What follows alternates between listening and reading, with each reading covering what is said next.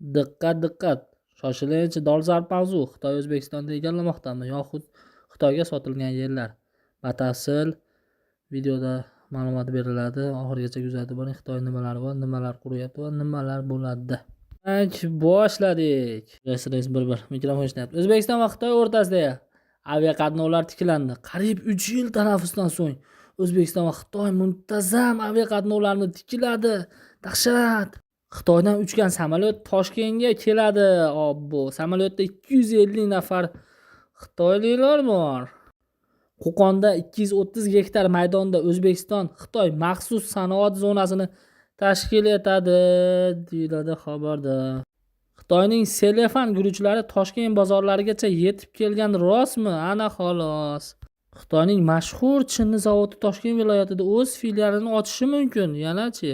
Obbo, yana Xitoy yangi yo'lda. Xitoy kompaniyasi 120 million dollarlik zavod qurmoqchi. Toshkentda xitoyliklar miting qildimi? Endi bu nimasi? O'zbekiston Xitoyga gaz yetkazib berish hajmini oshirdi. Xitoy O'zbekistonda elektromobil zavodi qurish uchun 30 million dollar sarmoya kiritadi, deyiladi.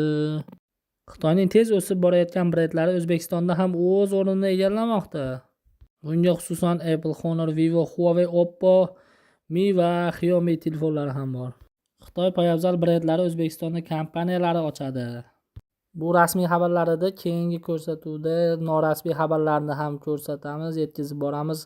Videoni boshqalarga ham ulashing, yoqmagan bo'lsa ham